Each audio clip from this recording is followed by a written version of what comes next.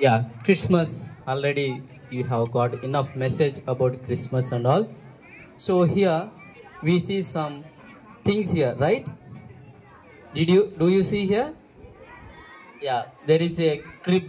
It is called a crib.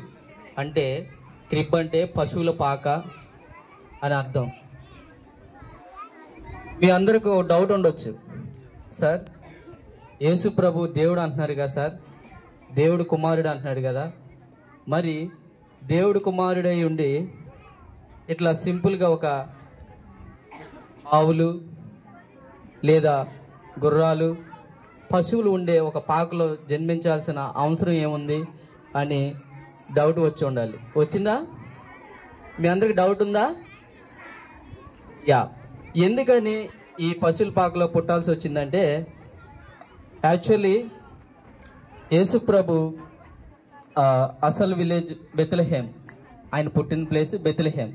కానీ వాళ్ళు అక్కడ కొన్ని కారణాల వల్ల అక్కడి నుంచి నజరేతు వెళ్ళాల్సి వచ్చిందనమాట. నజరేతు వెళ్ళినప్పుడు అక్కడ ఉన్న రాజులు, ఎంపరర్స్ వాళ్ళు ఏం చెప్పారంటే, వాళ్ళ జనాభా లెక్కల కోసం మళ్ళీ పుట్టింటికి వెళ్ళాల్సి వస్తుంది. వాళ్ళ సొంత విలేజ్కి వెళ్ళి వాళ్ళ యొక్క నేమ్స్, అంటే ఇంగ్లీష్లో సెన్సెస్ అంటాం, జనాభా లెక్కల కోసం వెళ్ళాల్సి వస్తుంది. సో అప్పుడు మళ్ళా నజరేతు నుండి బెత్లెహేమ్కి తిరిగి రావాల్సి ఉంటుంది. సో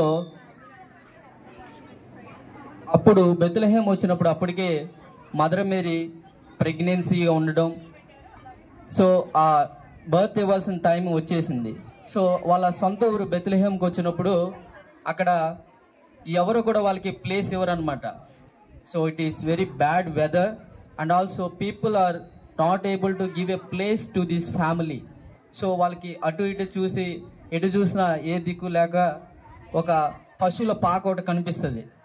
సో ఆర్డినరీగా అందులోకి వెళ్ళి ఇంకా మదర్ మేరీ అక్కడ ప్రసవం అవుతుంది అనమాట. అక్కడే యేసు ప్రభు పుడతారు. నెక్స్ట్ అట్లా పశువుల పాకలో యేసు ప్రభు పుట్టాల్సి వచ్చింది.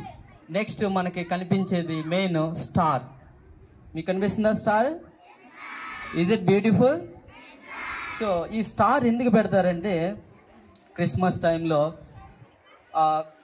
ఈ యేసు ప్రభు పుట్టేసిన తర్వాత ఎవరికి తెలియదు, అందరూ రాజు ఎక్కడి నుంచి వస్తాడు, మమ్మల్ని కాపాడేవాడు ఎక్కడి నుంచి వస్తాడు, ఏదో రాజుల కుటుంబం నుంచి గొప్పగా వస్తాడు అనుకుంటారు. కాకపోతే ఇక్కడ యేసు ప్రభు చాలా సింపుల్గా ఒక ఆర్డినరీ ఫ్యామిలీ నుంచి ఎవరు తెలియకుండా ఒక పశువుల పాకలో పుట్టారనమాట. సో ఈ స్టార్ అనేది అక్కడ కొంతమంది గొర్రెల కాపరులు గొర్రెలు కాస్తూ ఉండగా వాళ్ళకి దిక్చూచిగా కనపడుతుంది. అంటే ఇదిగోండి మీరు నాతో రండి, ఆయన ఎక్కడ పుట్టాడో మీకు ప్లేస్ చూపిస్తానని మమ్మల్ని వెంబడించండి, అక్కడ ఒక స్టార్ కనిపిస్తుంది అనమాట. సో ఆ స్టార్, ఆ చుక్కని, నక్షత్రాన్ని వెంబడి ఈ గొర్రెల కాపర్లందరూ దాంతో ఫాలో అయ్యి వెళ్తే కరెక్ట్గా అది ఎక్కడైతే యేసు ప్రభు పుట్టాడో అక్కడ నిలిచిపోతుంది. సో ఆ విధంగా అందుకని దానికి రిమెంబరెన్స్గా మనం స్టార్ని ఈ క్రిస్మస్ సీజన్లో యూజ్ చేస్తాం. నెక్స్ట్ వచ్చేసరికి క్రిస్మస్ ట్రీ. ఎందుకని ఈ క్రిస్మస్ ట్రీని యూజ్ చేస్తారంటే, ట్రీ ఆల్వేస్ రిప్రజెంట్స్ లైఫ్. దానిలో ఏముంటుందంటే జీవం ఉంటుంది. ఎస్పెషల్లీ ఈ క్రిస్మస్ ట్రీ ప్రత్యేకత ఏంటంటే, ఇది ఏ సీజన్లోనైనా సరే, ఎలాంటి కాలంలోనైనా, ఎలాంటి ఋతు కాలంలోనైనా సరే, దాని యొక్క గుణం ఏంటంటే అది ఎప్పుడు కూడా పచ్చగానే ఉంటుంది, అది ఎప్పుడు గ్రీన్గానే ఉంటుంది. సో ఈ గ్రీన్ అనేది మనకి ఏం రిప్రజెంట్ చేస్తుందంటే లైఫ్, ఒక నూతన జీవం అందులో ఉంటుందని మనకి రిప్రజెంట్ చేస్తుంది. నెక్స్ట్ మనం ఎక్కువగా పిల్లలు మీరు ఇష్టపడేది క్రిస్మస్ తాత, రైట్? క్రిస్మస్ తాత. యాక్చువల్లీ క్రిస్మస్ తాత ఎట్లా ఉంటారో ఎవరికి చరిత్రలో ఎప్పుడు ఎవరు చూసింది లేదు. ఆయన గురించి ఒక పటం కానీ ఒక ఫోటో కానీ ఎగ్జాక్ట్గా ఇలా ఉంటారని ఎక్కడ చరిత్రలో చెప్పింది లేదు.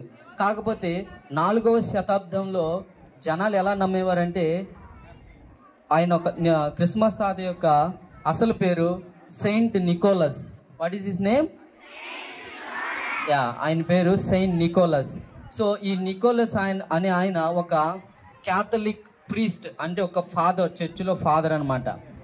ఆయన చిన్నతనంలో వాళ్ళకి తను ఒంటరిగా పెరగడం వల్ల ఎక్కువగా పేదలంటే కొంచెం ఇష్టం అయ్యుండి మరి ముఖ్యంగా మనకి భారతదేశంలో చిల్డ్రన్స్ డే రోజున చాచాజీ నెహ్రూ బర్త్డే చిల్డ్రన్స్ డేగా ఎలా జరుపుకుంటాం, అట్లాగే ఈ క్రిస్మస్ తాత తనకి పిల్లలంటే ఎంతో ఇష్టం కాబట్టి ఈయన రాత్రిపూట అంటే ఎస్పెషల్లీ ఈ క్రిస్మస్ సీజన్లో రాత్రి వేళలా ఒక గెటప్ వేసుకుని పిల్లల దగ్గరికి వెళ్ళి ఎవరికి తెలియకుండా తన దగ్గర ఉన్న గిఫ్ట్స్ అవన్నీ ఇచ్చేసి అందరినీ హ్యాపీ క్రిస్మస్ అని విష్ చేయడం ఇది ఆనవాయితీగా ట్రెడిషనల్గా జరుగుతున్నది.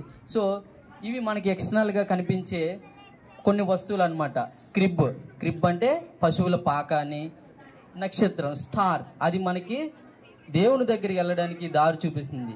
నెక్స్ట్ క్రిస్మస్ ట్రీ ఏంటంటే అది మనకి జీవం లైఫ్ని చూపిస్తుంది. అంతేకాకుండా ఇది ఎప్పుడు కూడా ఏ సీజన్లోనూ ఫేడ్ అవ్వదు, అందుకనే క్రిస్మస్ ట్రీ అనేది మనం యూజ్ చేయడం జరుగుతుంది.